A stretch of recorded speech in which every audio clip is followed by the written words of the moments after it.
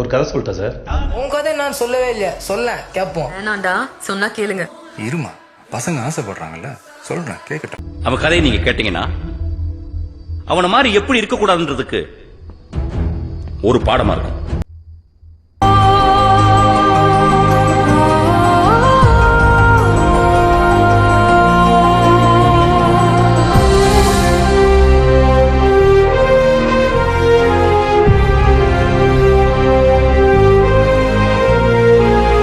என் life ரொம்ப சிம்பிளான life.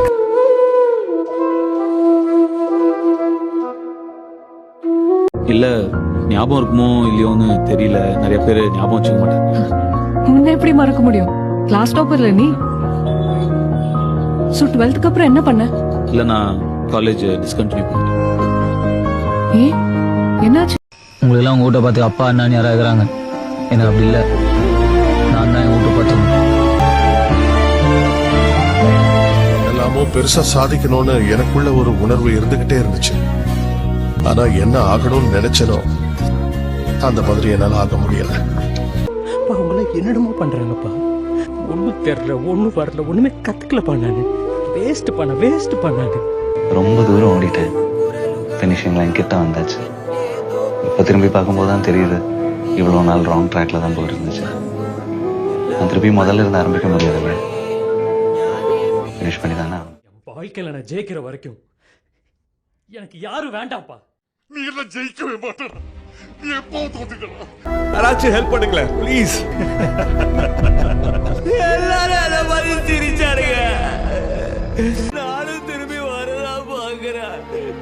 மூலையில இருக்கிறது உடம்பு கேட்க மாட்டேது. நான் செத்து போயிட்டா.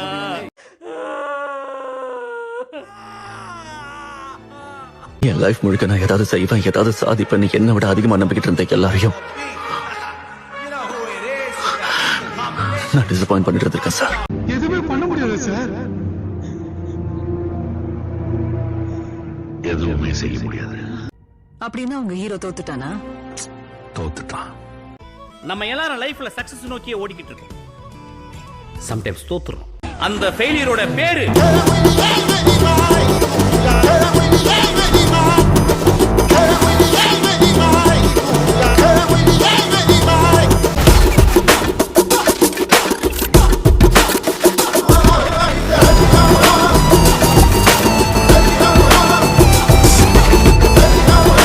அடுத்து என்ன பண்ண போறா உங்க ஹீரோ?